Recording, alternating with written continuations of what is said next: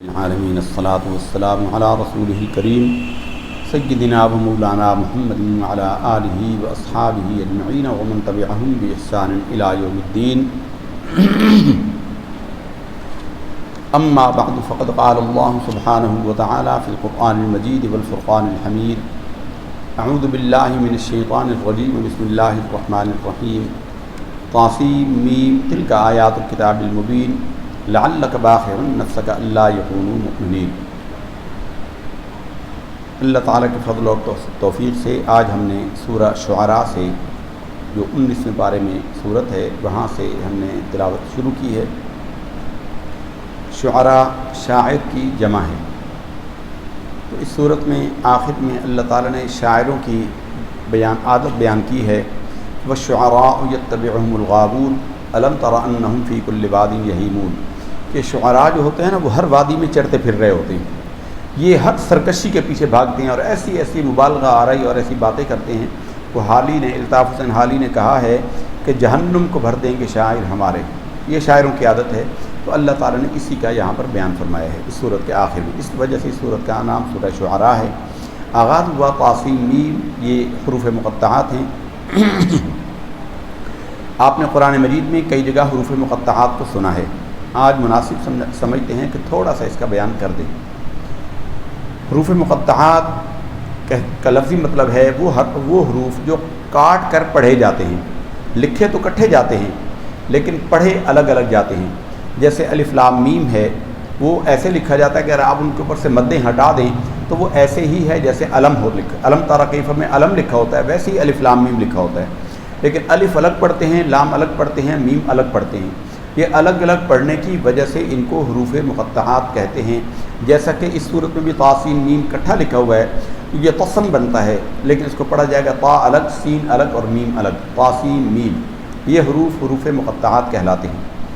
ان کے اندر وہ راز ہیں جن کو اللہ جانتا ہے یا اللہ نے اپنے حبیب کو ان کی خبر کی ہے اور کسی کو پتہ نہیں ہے۔ حتیٰ کہ جبریل امین جو وحی لانے والے ہیں اس کو بھی ان کا پتہ نہیں ہے کہ ان کے اندر راز کیا ہیں۔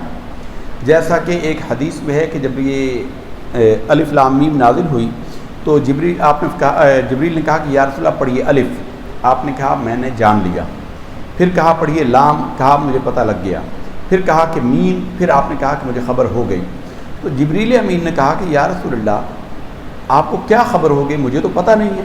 تو آپ نے فرمایا کہ اے جبریل یہ میرے اور میرے رب کے درمیان راز ہیں۔ اس سے یہ بھی پتہ چلتا ہے کہ سرکار دو عالم صلی اللہ علیہ وسلم کا جبریل استاد نہیں ہے، وہ پیغامبر ہے، اللہ کا پیغام لانے والے، حضور نبی کریم صلی اللہ علیہ وسلم کو سکھانے والا براہ راست اللہ تعالیٰ ہی ہے۔ ہمارے زمانے کے کچھ لوگوں نے ان کا چونکہ مطلب اللہ اور اللہ کے رسول کے سوا کسی کو نہیں پتہ، سوائے اس کے کہ جو اہل معرفت ہیں ان میں جس کا جتنا ظرف ہوتا ہے، جتنا جس کی روحانی طاقت ہوتی ہے، اتنا رسول اللہ صلی اللہ علیہ وسلم روحانی طور پر اس کو خبر کر دیتے ہیں۔ اس لیے ان کا معنی قطعیت کے ساتھ کوئی نہیں جانتا، کوئی بیان نہیں کر سکتا۔ لوگوں نے بیان کیے ہیں اپنے استعداد کے مطابق، اپنے گمان کے مطابق، اپنے اندازے کے مطابق ان کے معنی بیان کیے ہیں، لیکن حقیقت کے مطابق یعنی ایک معنی جو قطعیت کے ساتھ ہو وہ کوئی نہیں جانتا، وہ اللہ یا اللہ کے رسول جانتے ہیں یا رسول اللہ صلی اللہ علیہ وسلم نے روحانی اعتبار سے جس کو بتایا ہو۔ اچھا، ہمارے زمانے کے بہت سارے لوگ بڑے نامور ایک مفسر ہیں مولانا مودودی۔ مولانا مودودی کی ایک تفسیر ہے جو پڑھے لکھے طبقے میں بڑی مقبول ہے، تفہیم القرآن۔ اس میں انہوں نے یہ لکھا ہے حروف مقطعات کے بارے میں کہ حروف مقطعات جو ہیں ان کا کوئی معنی نہیں ہے۔ یہ انہوں نے لکھا ہے کہ ان کا کوئی معنی نہیں ہے اور یہ عرب میں عام دستور تھا۔ یہی وجہ ہے، مطلب مولانا مودودی یہ لکھ رہے ہیں، وہ کہہ رہے ہیں کہ یہی وجہ ہے کہ قرآن مجید پر جن لوگوں نے جو اعتراض کیے ہیں اور ہر چیز پر اعتراض کیا لیکن حروف مقطعات پر کوئی اعتراض نہیں کیا، تو اس سے لگتا ہے کہ اس زمانے کی کلام میں یہ رائے تھا، لیکن یہ مولانا کا اپنا فہم ہے، انہوں نے قرآن اور حدیث میں غور نہیں کیا۔ ایک تو کسی لا یعنی لفظ کا قرآن میں ہونے میں ماننے سے قرآن مجید کے اندر عیب واقع ہوتا ہے، یعنی اللہ کے کلام میں کچھ لفظ ایسے بھی ہوں جن کا کوئی معنی ہی نہ ہو، یعنی قرآن مجید بے معنی چیزوں کے اندر بیان کرتا ہے۔ دوسری بات یہ ہے کہ ایک تو حدیث ہم نے آپ کے سامنے یہ بیان کی، ایک اور حدیث ہے جس میں حضور نبی کریم صلی اللہ علیہ وسلم کے پاس یہود کے علماء آئے انہوں نے کہا کہ یا رسول اللہ صلی اللہ علیہ وسلم آپ پر کیا نازل ہوا؟ آپ نے فرمایا کہ مجھ پر نازل ہوا الف لام میم۔ تو انہوں نے فوراً اعداد جوڑے جمل کے اعتبار سے، جیسے ہر حرف کی قیمت ہوتی ہے، ایک عدد ہوتا ہے، الف کا ایک عدد، لام کے 30 اور میم کے 40، یہ عدد ہیں ان کے۔ تو علم الاعداد کے ماہرین جانتے ہیں کہ اگر 40 لکھا ہو تو اس کا مطلب میم ہوتا ہے، 30 لکھا ہو تو اس کا مطلب لام ہوتا ہے، الف 1 لکھا ہو تو اس کا مطلب ایک ہوتا ہے۔ یہ دراصل ابجد حفظ خطی کلمن صافظ پرشت سخذ دغز یہ ان کا مجموعہ ہے، اور ان کے اعتبار سے کہا گیا کہ حضرت شعیب علیہ السلام کے زمانے میں یہ افراد کے نام تھے، اور ان افراد کے ناموں میں حروف تہجی کے سارے حرف شامل ہو گئے اور ان کی قیمت مقرر ہوگی، لیکن یاد رہے کہ یہ ان کی قمری قیمت ہے، یہ ان کی قمری اعداد ہیں، شمسی نہیں ہے، شمسی الگ ترتیب ہے۔ تو چونکہ قمری مروی تھے تو یہودیوں نے فوراً اس کے جوڑا اور کہا کہ یا رسول اللہ الف کا 1، لام کے 30 اور میم کے 40، اس کا مطلب ہے کہ آپ کے دین کی عمر جو ہے وہ 71 سال ہے۔ آپ صلی اللہ علیہ وسلم نے فرمایا کہ مجھ پر اس کے علاوہ بھی کچھ نازل ہوا۔ پوچھا وہ کیا؟ آپ نے فرمایا مجھ پر نازل ہوا الف لام را، کہ مجھ پر الف لام را۔ تو انہوں نے را کے 200 حرف اور جوڑے، را کی قیمت 200 ہے۔ تو انہوں نے کہا کہ اچھا اس کا مطلب ہے کہ آپ کے دین کی جو مدت ہے وہ 271 سال ہے بس۔ پھر آپ نے کہا کہ مجھ پر اس کے علاوہ بھی کچھ نازل ہوا ہے۔ انہوں نے کہا کہ وہ کیا؟ تو آپ نے فرمایا کہ مجھ پر نازل ہوا ہے کاف ہا یا عین صاد، کاف کے 20 ہیں، عین کے 70 ہیں، یا کے 10 ہیں، صاد کے 90 ہیں۔ تو اب وہ پریشان ہو گئے، انہوں نے کہا کہ اب معاملہ مشتبہ ہو گیا۔ اب اس حدیث کی روح سے اب علماء کے اندر دو گروہ پیدا ہو گئے۔ انہوں نے یہ کہا کہ اس سے حروف مقطعات جو قرآن مجید کے اندر ہیں، اس سے قیامت کا زمانہ پتہ لگتا ہے، کیونکہ حضور کا دین تو قیامت تک کے لیے ہے۔ یہود نے کہا تھا کہ آپ کے دین کی مدت اتنی ہے، یعنی ان کے اعداد جوڑ کر، تو حضور نے اس کا رد نہیں کیا۔ تو اس سے بعض علماء یہ کہتے ہیں کہ اس میں حروف مقطعات کے جو اعداد ہیں ان کو جوڑا جائے، پورے قرآن میں جتنے ہیں، جیسے لوح قرآنی لگے ہوتے ہیں، دکانوں پہ لگے ہوتے ہیں، تو اس سے وہ یہ کہتے ہیں کہ اس سے قیامت کا زمانہ معلوم ہو سکتا ہے کہ قیامت حضور کے کتنے سال بعد آئے گی۔ تو ان کے سانوں کو جوڑا جائے نا تو قیامت کا زمانہ نکل آئے گا۔ اور دلیل یہ دیتے ہیں کہ چونکہ حضور نے ان کی اس بات کو رد نہیں کیا کہ میرے دین کی اتنی عمر ہے، اور اس پر اتفاق ہے کہ حضور کے دین کی عمر قیامت تک کے لیے ہے، تو حضور نے ان کا انکار نہیں کیا کہ میرا دین کی اتنی عمر ہے۔ اس سے ثابت ہوتا ہے کہ اس میں قیامت کا بیان کیا گیا ہے کہ قیامت کتنے عرصے بعد آئے گی، ان کے عدد کو جوڑا جائے تو۔ پھر اس میں آگے دو گروہ ہو گئے۔ اس میں ایک گروہ یہ ہوا کہ نہیں، بلکہ اس میں یہ دیکھا جائے گا کہ جیسے الف لام میم ہے، وہ 3 4 5 جگہ پر قرآن مجید میں بیان ہوا ہے۔ الف لام میم اللہ لا الہ الا هو الحی القیوم، الف لام میم ذالک الکتاب لا ریب فیہ، الف لام میم تنزیل الکتاب لا ریب فیہ، یعنی الف لام میم کے نام سے 4 5 6 صورتیں جو ہیں وہ اللہ تعالیٰ نے نازل کی ہیں۔ اب وہ ان کا عدد ایک دفعہ جوڑا جائے گا یا ہر دفعہ ان کے عدد جوڑے جائیں گے؟ اسی طرح حامیم کے لفظ جو ہیں وہ 7 دفعہ بیان ہوئے ہیں، حامیم حامیم حامیم، الگ الگ جگہ پہ۔ تو اب ان کے عدد کو ایک دفعہ جوڑا جائے گا یا ہر دفعہ جوڑا جائے گا؟ پھر اس لیے ان میں اختلاف ہو گیا کہ پتہ نہیں وہ ٹھیک ہے یا یہ ٹھیک ہے۔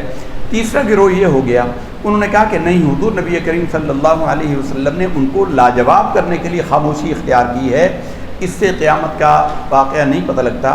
لیکن حقیقت وہی ہے جو ہم نے شروع میں بیان کی کہ اللہ اس کا حقیقی معنی جانتا ہے، اور اللہ نے اپنے حبیب صلی اللہ علیہ وسلم کو اس کا علم عطا کیا ہے، اور پھر حضور جانتے ہیں اللہ کے اذن سے۔ یہ حروف مقطعات ہیں، ان کے اندر اسرار ہیں۔ ارشاد فرمایا کہ یہ روشن کتاب کی آیتیں ہیں۔ قرآن مجید روشن کتاب ہے، ہدایت کی روشن کتاب ہے۔ اس میں نبی کریم صلی اللہ علیہ وسلم کی کمال درجے کی محبت امت کے ساتھ اور شفقت نظر آتی ہے، جو لوگوں کے ساتھ حضور کو محبت ہے۔ یعنی ماں اپنی اولاد سے اتنی محبت نہیں کرتی جتنے ہمارے نبی صلی اللہ علیہ وسلم محبت کرتے ہیں۔ رب نے ارشاد فرمایا لعلک باخع نفسک الا یکونوا مؤمنین، اے محبوب صلی اللہ علیہ وسلم، قریب ہے، لگتا ہے شاید آپ اپنے آپ کو ہلاک ہی کر دیں گے اس غم میں کہ یہ لوگ ایمان کیوں نہیں لاتے۔ یعنی لوگ جب ایمان نہیں لاتے تھے، حضور کو اتنا دکھ ہوتا تھا، اتنا حضور کو رنج ہوتا تھا کہ اللہ فرماتا ہے کہ پیارے غم نہ کریں، آپ تو اس غم میں گھلا کے اپنے آپ کو ہلاک ہی کر دیں گے کہ یہ لوگ نہیں مانتے، نہ مانیں۔ اگر ہم چاہتے ان نشا ننزل علیہم آیۃ من السماء، رب فرماتا ہے کہ اگر ہم چاہتے تو آسمان سے ان پر کوئی نشانی نازل فرماتے۔ فظلت اعناقهم لها خاضعین، تو ان کی گردنیں جھک ہی جاتی، یعنی آسمان سے اللہ ان پر کوئی ڈال دیتا۔ اللہ تعالیٰ کی حکمت ہے، آپ کے ذمہ پیغام کا پہنچانا ہے، آپ بتائیے۔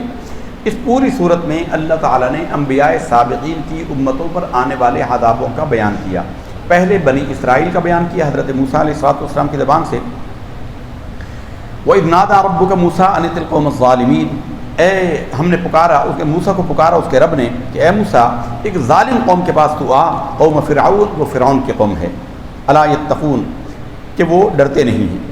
قال رب انی اخاف ان یکذبون، موسیٰ نے کہا کہ اے اللہ مجھے ڈر ہے اس بات کا کہ وہ مجھے جھٹلائیں گے۔ ویضیق صدری، میرا دل تنگ پڑتا ہے ان سے، ولا ینطلق لسانی، اور میری زبان ان کے سامنے کھلتی نہیں۔ اس کی تفسیر میں علماء نے بہت ساری باتیں کی ہیں کہ حضرت موسیٰ نے بچپن میں وہ جو انگارہ زبان میں رکھ لیا تھا اس سے حضرت موسیٰ کو بولنے میں دشواری پیش آتی تھی۔ فارسل الی ہارون، اے اللہ ادھر ہارون کو بھیج دے۔ وَلَهُمْ عَلَيَّ ذَنْبٌ فَأَخَافُ أَن يَقْتُلُونِ، اور ان کا ایک الزام بھی ہے مجھ پر، ایک قتل کا واقعہ جو آگے 20ویں پارے میں سورہ قصص میں بیان ہوگا، تو اے اللہ ہارون کو بھیج دے۔ اللہ نے فرمایا کہ ہرگز نہیں، فَاذْهَبَا، تم دونوں ہی جاؤ میری نشانیاں لے کر، إِنَّا مَعَكُمْ مُسْتَمِعُونَ، کہ بے شک میں تمہارے ساتھ ہوں گا اور میں سنتا ہوں گا تمہاری اور ان کی گفتگو کو۔ حضرت موسیٰ علیہ السلام کو بھیجا، پھر اللہ نے فرعون پر کیے گئے عذاب کا، فرعون کے ساتھ مکالمہ ہوا۔ فرعون نے کہا أَلَمْ نُرَبِّكَ وَلِيدًا وَلَبِثْتَ فِينَا مِنْ عُمُرِكَ سِنِينَ، اے موسیٰ تو وہی نہیں ہے جس کو بچپن میں ہم نے پرورش کر کے اپنے گھر پالا۔ یعنی اللہ تعالیٰ کی عظیم قدرت کا ظہور ہوا ہے کہ موسیٰ جو فرعون کو بعد میں ہلاک کرنے والے تھے، اللہ نے موسیٰ کی پرورش اسی کے گھر میں کروائی۔ تو موسیٰ نے جب نبوت کا دعویٰ کر کے اس کے سامنے چلے گئے تھے، ان پر قتل کا ایک الزام آیا تھا، اس کا بیان آگے سورہ قصص میں آئے گا۔ تو پھر یہ جب واپس آئے اعلان نبوت لے کر، تو فرعون کے سامنے جب گئے تو موسیٰ نے ان کو کہا کہ میں اللہ کا رسول ہوں۔ تو کہنے لگا کہ موسیٰ أَلَمْ نُرَبِّكَ وَلِيدًا، کیا ہم تمہارے رب نہیں ہیں، ہم تیرے پرورش کرنے والے نہیں ہیں، تو چھوٹا سا تھا، لڑکا تھا، بچہ، ولیدہ چھوٹا بچہ، وَلَبِثْتُ فِينَا مِنْ عُمُرِكَ سِنِينَ، اور تو ہمارے پاس بہت عرصہ عمر میں رہا۔ تو موسیٰ علیہ السلام نے کہا کہ اس کو چھوڑ اور میں تو اللہ تعالیٰ کا پیغام مجھ سے سن۔ انہوں نے کہا تیرا رب کون ہے؟ ربکم رب آبائکم الاولین، آپ نے بتایا کہ میرا رب وہ ہے جو میرا بھی رب ہے، تمہارا بھی رب ہے، اور تمام پہلوں کا بھی رب وہی ہے۔ قال رب المشرق والمغرب وما بینہما ان کنتم تعقلون۔ تو موسیٰ علیہ السلام نے اللہ تعالیٰ کی دعوت ان کو دی۔ پھر موسیٰ علیہ السلام نے اپنا وہ جو اللہ نے معجزے دکھائے تھے ان کو دیے تھے، معجزے دکھائے، عصا کو ڈالا، سانپ بن گیا، اور حدیث میں ہے کہ وہ پاد مارتا ہوا بھاگ گیا جب اس نے اژدہا کو دیکھا۔ فَإِذَا هِيَ ثُعْبَانٌ مُبِينٌ، ثعبان کہتے ہیں اژدہا کو۔ آگے اسی آج کی منزل میں ایک جگہ پر آیا ہے کہ بلجان، وہ جان کی جان کہتے ہیں ایسے باریک سانپ کو جو بڑی تیزی سے چلتا ہے، بجلی کی کوندے سے کتنے سے چلتا ہے۔ اب یہ معجزے کے اندر معجزہ تھا، یعنی ایک تو لاٹھی کا اژدہا بن جانا، اور اژدہا جن لوگوں نے سانپ دیکھے ہیں، بڑے بڑے سانپ، موٹے سانپ دیکھے ہیں، وہ جانتے ہیں کہ اژدہا تیز نہیں دوڑ سکتا، بندے کی رفتار سے بھی نہیں دوڑ سکتا۔ تو معجزے میں معجزہ یہ تھا کہ تھا وہ جسم کے اعتبار سے اژدہا، لیکن اس کی رفتار ایسی تھی جیسے باریک سانپ جو ہوتا ہے جو نظروں سے اوجھل ہو جاتا ہے، اتنا تیز تھا۔ تو موسیٰ علیہ السلام نے وہ معجزے دکھائے، پھر جادوگروں کے ساتھ مقابلہ ہوا۔ جادوگروں نے جب حضرت موسیٰ کا ذکر دیکھا، اور قرآن مجید میں جگہ جگہ موسیٰ علیہ السلام کا واقعہ اس لیے بیان ہوا، جیسا کہ ہم بار بار یہ بتاتے ہیں کہ موسیٰ علیہ السلام کے قوم بنی اسرائیل اور ہماری امت مسلمہ، ان کے درمیان بہت مشابہت ہے۔ حضور نے فرمایا کہ بنی اسرائیل اور تمہارے درمیان ایسے ایک دوسرے ملتے جلتے ہو جیسے چپل کا ایک جوڑا، جیسے ایک چپلی دوسری چپلی بالکل سائز میں بھی برابر ہوتی ہے، ڈیزائن میں بھی برابر ہوتی ہے، رنگت میں بھی برابر ہوتی ہے، بالکل ایک جیسے ہوتے ہو۔ فرمایا کہ اگر بنی اسرائیل کے لوگ گو کے بل میں گھسے تو تم بھی گھسے گے، اور اگر بنی اسرائیل کے لوگوں نے اپنی ماں کے ساتھ گناہ کیا تو میری امت کے اندر بھی ایسے لوگ ہوں گے جو حرکت کریں گے۔ تو قرآن مجید میں بنی اسرائیل کے واقعات کو بار بار بار بار رپیٹ اس لیے کیا گیا کہ لوگ ان کو سمجھیں اور اس سے عبرت حاصل کریں۔ یہ قصے کہانیوں کے لیے نہیں ہیں، یہ کچھ دلچسپی پیدا کرنے کے لیے نہیں ہے، یہ عبرت کے لیے ہے کہ وہ غلطیاں جو انہوں نے کی ہیں تم نہ کرو۔ لیکن ہماری بدقسمتی دیکھیے کہ ہماری امت نے حضرت موسیٰ کی قوم کو تو کیا ہر نبی کے گناہوں کو اپنے سر لیا ہوا ہے، ہر نبی کی امت کے گناہوں کو اپنے سر لیا ہوا ہے۔ یہ تو نبی صلی اللہ علیہ وسلم کا صدقہ ہے کہ اللہ تعالیٰ ان پر عذاب نہیں ڈالتا۔ تو قوم فرعون کا ذکر کیا، موسیٰ علیہ السلام کا ذکر کیا، بنی اسرائیل کا کیا اور ان کو نجات کا ذکر کیا، پھر حضرت ابراہیم علیہ السلام کا ذکر کیا اور کہا کہ ابراہیم نے اپنے باپ آذر کے ساتھ مکالمہ کیا اور اللہ تعالیٰ کی کمال حمد بیان فرمائی۔ کہا کہ افرأیتم ما کنتم تعبدون انتم وآباؤکم الاقدمون فإنہم عدو لی، بس بے شک وہ جو ہیں وہ میرے دشمن ہیں، الا رب العالمین، سوائے میرے رب العالمین کہ میں اس رب کے علاوہ کسی رب کو نہیں مانتا۔ اور میرا رب کون ہے؟ الذی خلقنی فہو یہدین، میرا رب وہ ہے جس نے مجھے پیدا کیا اور مجھے سیدھا راہ چلاتا ہے۔ والذی هو یطعمنی ویسقین، وہ میرا رب وہ ہے جو مجھے کھلاتا بھی ہے وہ پلاتا بھی ہے۔ وَإِذَا مَرِضْتُ فَهُوَ یشفین، اور جب میں بیمار پڑتا ہوں تو وہ شفا دیتا ہے۔ اچھا، یہ ایک بڑا ادب سکھایا گیا ہے، ہمارے زمانے کے بے ادبوں کو اس سے عبرت حاصل کرنی چاہیے۔ بیماری ہو یا شفا ہو، یہ اللہ کی طرف سے ہوتی ہے، یہ ہمارے ایمان کا حصہ ہے۔ ایمان مفصل، ایمان مجمل میں ہم یہ پڑھتے ہیں والقدر خیرہ و شرہ من اللہ تعالی، اچھی اور بری تقدیر اللہ کی طرف سے ہوتی ہے۔ لیکن ابراہیم ادب سکھا رہے ہیں، بیماری کی نسبت اپنی طرف کر رہے ہیں۔ وَإِذَا مَرِضْتُ، جب میں بیمار ہوتا ہوں، یعنی بیماری، حالانکہ بیماری جو ہے وہ بھی اللہ نے اتاری ہے، لیکن کیونکہ بندہ اس کو اختیار کرتا ہے، عیب کی نسبت اللہ کی طرف نہیں کی۔ وَإِذَا مَرِضْتُ، میں بیمار پڑتا ہوں، فَهُوَ یشفین، وہ شفا دیتا ہے۔ خوبی اللہ کو ہے، خرابی ہمارے لیے ہے۔ قرآن مجید میں یہ مضمون جگہ جگہ بیان کیا گیا ہے۔ اللہ ادب والا دل نصیب فرمائے، ادب والی نگاہ نصیب فرمائے، تو اس میں بہت نظر آتا ہے ادب۔ وَإِذَا مَرِضْتُ فَهُوَ یشفین وَالَّذِی یُمِیتُنِی ثُمَّ یحیین، وہ رب وہ ہے جو مجھے موت دے گا پھر دوبارہ اٹھائے گا۔ وَالَّذِی أَطْمَعُ أَن یغفر لی خطیئتی یوم الدین، میں اپنے رب سے امید رکھتا ہوں کہ قیامت کے دن وہ میری خطاؤں کو معاف فرمائے گا۔ یہ نبی اور رب کا معاملہ ہے، نبی سے خطا ہو نہیں سکتی۔ رب هب لی حکما والحقنی بالصالحین، اے میرے رب مجھے نبوت عطا فرما، نیکوں کے ساتھ ملا۔ یعنی نبی بھی آرزو کرتے ہیں کہ نیکوں کے ساتھ ان کی ملاقات، یعنی ان کا ساتھ جو ہے وہ نیکوں کے ساتھ ہو۔ اور ہمارے زمانے میں ایسے سرکش اور ایسے گستاخ اور بے ادب ہیں جو کہتے ہیں ہم کسی ولی کو مانتے ہی نہیں ہیں، اللہ معاف فرمائے۔ پھر اللہ تعالیٰ نے قوم نوح کا ذکر کیا۔ نوح نے جب ان کو سمجھایا تو انہوں نے کہا کہ اے نوح، اگر تو باز نہ آیا ہم تجھے سنسار کر دیں گے۔ پھر اللہ تعالیٰ نے ان کے قوم نوح کے سردار کافروں کو غرق کیا اور ان کو نجات دی۔ پھر قوم عاد کا ذکر کیا۔ نوح علیہ السلام کے بعد دوسرے اولو العزم پیغمبر حضرت ہود ہیں، قوم عاد کی طرف بھیجے گئے۔ قوم عاد یہ بڑی سب سے روئے زمین پر سب سے طاقتور قوم جو آئی ہے وہ قوم عاد آئی ہے۔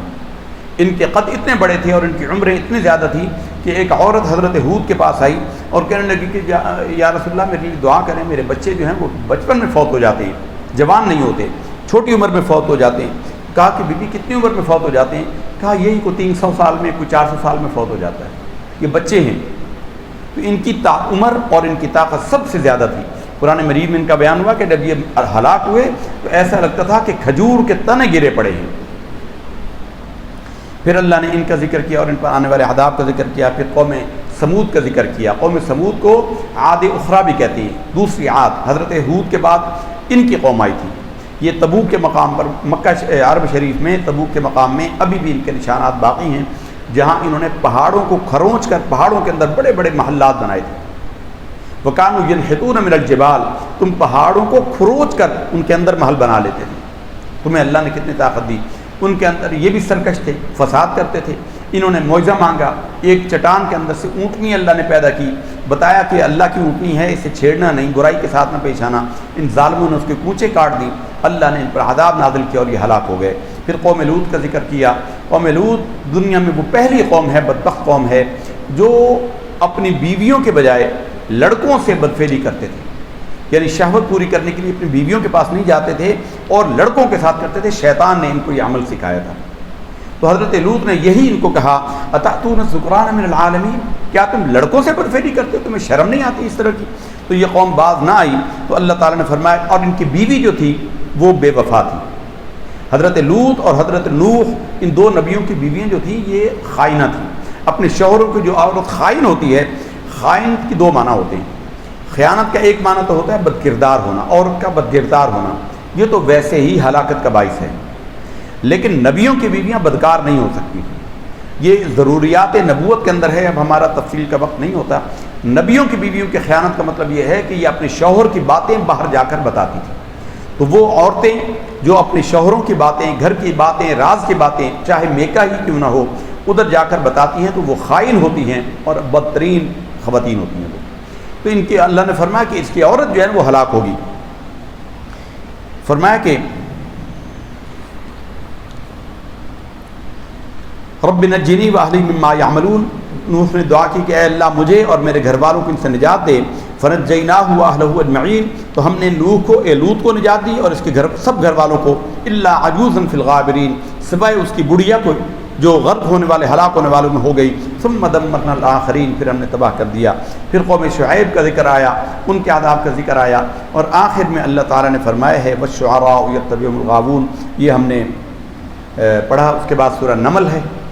نمل عربی میں چیونٹی کو کہتے ہیں۔ چیونٹی کا واقعہ جو حضرت سلیمان علیہ السلام کا واقعہ ہوا ہے کہ چیونٹیوں کی جماعت نے حضرت سلیمان کے لشکر کو آتے ہوئے سنا تو چیونٹیوں کی ملکہ نے کہا اپنے بلوں میں گھس جاؤ۔ اس میں ہمارے امام اعظم کا ایک واقعہ ہم نے اپنی تقریر میں بھی بیان کیا۔ قتادہ ایک امام ان کے شاگرد تھے، حضرت عبداللہ ابن عباس کے بڑے مفسر تھے۔ اللہ کو تکبر یہ بڑا ہی نہیں پسند، یہ بڑے مفسر تھے، بڑے جلال والے مفسر تھے۔ ایک دفعہ مسجد میں آئے، مسجد کوفہ میں، اور کہنے لگے سلونی فی القرآن ما شئتم، قرآن میں سے جو چاہو مجھ سے پوچھ لو۔ ہمارے امام اس وقت نوجوان تھے، کہا کہ اچھا مجھے یہ بتائیے کہ قرآن مجید میں جس چیونٹی کا واقعہ ہے وہ نر تھی یا مادہ تھی؟ اب قتادہ چونک کے حیران ہو گئے، کیونکہ انہوں نے اتنا بڑا دعویٰ کیا تھا، دعویٰ اللہ کو پسند نہیں ہے۔ تو اب چپ ہو گئے، کافی دیر چپ رہے، پھر کہا نوجوان تجھے پتہ ہے؟ مجھے نہیں پتہ، میں معذرت چاہتا ہوں، میں نے ایسی بات کہہ دی، مجھے نہیں کہنی چاہیے تھی، تجھے پتہ ہے؟ کہا کہ ہاں مجھے پتہ ہے۔ کہا کون کیا تھی، نر تھی یا مادہ؟ کہا وہ مادہ تھی۔